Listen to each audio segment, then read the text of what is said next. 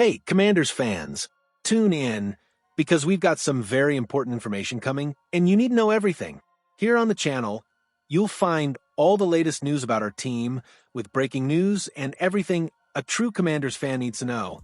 So, first of all, subscribe to the channel and activate the bell, because here you'll receive everything firsthand and never be out of date. Oh, and leave your like right now to strengthen this incredible community and show that Commanders fans are always there. No more ado. Hang in there, because today's news is unmissable. Now, let's get straight to the point. A Commanders fan favorite is now fighting for a roster spot in a preseason litmus test. Making noise is crucial. The Washington Commanders will have a good indication of what their 53-man roster might look like in 2025. Plans will change based on performance and whether any decent options become available on a waiver list, but there's still time for those already around to change their status. And a fan favorite fighting for a roster spot is embarking on a defining moment in Washington's preseason opener against the New England Patriots. Kazmir Allen has been something of a cult figure since joining the Commanders as an undrafted free agent in 2023. The versatile offensive weapon made a significant impression in his first summer with the franchise, but it wasn't enough to make the team. Kazmir Allen is popular with fans, but that won't be enough to make the Commanders roster. He was given the chance to remain on the practice squad, which was encouraging. However, the introduction of Washington's exciting new regime left his career aspirations up in the air. Allen's second offseason with the team was much the same as his first. There were flashes of exceptional promise as a running back, a pass catcher in the backfield, and in the return game. But once again, the former UCLA standout nearly went undrafted. But once again, Allen did enough to remain on the practice squad. He hopes luck will be with him for the third time this year, but the scale of the task that awaits him during the Commanders' preseason commitments cannot be underestimated. The competition for roster spots is fierce, and openings are scarce. Allen made an impact when called up to training camp, displaying his elusiveness and honed awareness to full effect. Unfortunately for the third-year pro, others are more than capable of doing the same. Allen won't go down without a fight. He's had to overcome adversity and deal with adversity practically since he entered the league.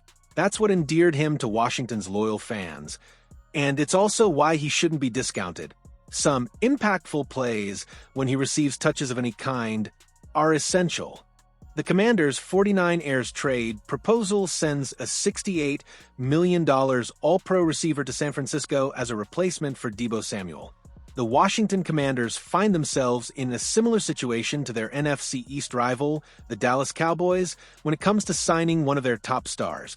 Wide receiver Terry McLaurin has been seeking a new contract for some time. Reports indicate that McLaurin was already growing frustrated with the team in June, and yet no progress has been made. All-Pro receiver Terry McLaurin has made it clear to the team that he is frustrated with the lack of progress on a long-term deal. As I previously reported, McLaurin unexpectedly left voluntary workouts after initially participating, and it remains unclear whether he will report for mandatory minicamp, wrote NFL insider Jordan Schultz. Although McLaurin initially skipped training camp, he eventually reported to avoid daily fines. Even so, he remains on the physically unable to play list. McLaurin was held and placed on the physically unable to play list due to an apparent ankle injury suffered last season, although he participated in spring training. By reporting, McLaurin would no longer be subject to a $50,000 per day fine, wrote ESPN's John Keim. Nearly 2 weeks ago, McLaurin reportedly requested a trade. If the Commanders decide to grant the request, the San Francisco 49ers are one of the most logical places to sign him. The 49ers have already given the Commanders a starting wideout in Deebo Samuel. Now, it may be time for Washington to return the favor. We highly doubt Adam Peters would be interested in providing a premium wideout to an NFC contender, but what if John Lynch is desperate for immediate help from Brock Purdy, with Brandon Ayuk and Ricky Pearsall battling recent or recurring injuries? McLaurin would be an immediate starter, wrote Cody Benjamin of CBS Sports. A trade between the two teams could benefit both sides. McLaurin would be a huge boost for the 49ers, especially with their current injury issues. For Washington, the departure of a key player could help reset the culture as they look to build a more competitive future. McLaurin, known for his decisive performances, could be exactly what a competitive team like San Francisco needs, and what a non-playoff team like the Commanders might be willing to let go of. A bombshell has rocked the NFL world. Dallas Cowboys defensive star Micah Parsons has been mentioned as a potential trade target for the Washington Commanders. But could this actually happen? The Washington Commanders' offseason has been marked by a clear objective: to strengthen their defense. Since the beginning of the signing period, management has been analyzing opportunities to bring in impactful, game-changing players. Now, with Parsons' recent trade request, NFL.com journalist Eric Edholm surprised everyone by listing the Commanders as one of the destinations that could make sense for the linebacker. According to Edholm, the possibility of the Cowboys agreeing to trade a generational defensive talent like Parsons to a division rival is extremely remote.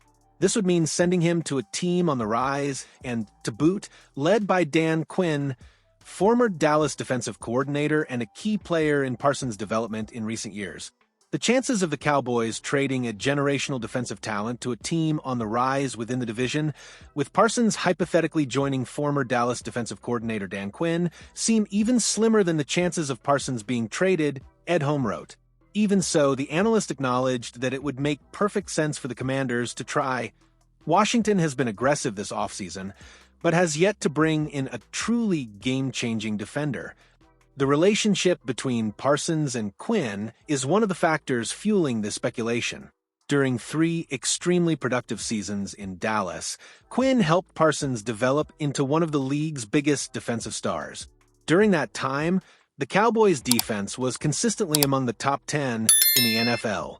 The connection and respect between the two are evident, and having them reunited in Washington would be a nightmare for opposing offenses.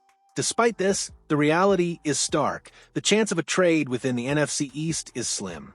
Historically, deals of this nature between direct rivals almost never happen, precisely to avoid strengthening the opponent. For Washington fans, the best news would be to see Parsons leave the division, thus reducing the number of duels against one of the league's most dominant players. Although unlikely if the Cowboys ever decide to part ways with Parsons, the Commanders would certainly be among the first to try to close a deal. And if that day ever came, the fans would celebrate as if it were a title, perhaps even with a parade in the Capitol. While Micah Parsons' future remains a big question mark, the Commanders' present remains in full swing. Tonight, the team returns to the field against the New England Patriots, kicking off at 7:30 p.m. Eastern Time in another important test of this preseason.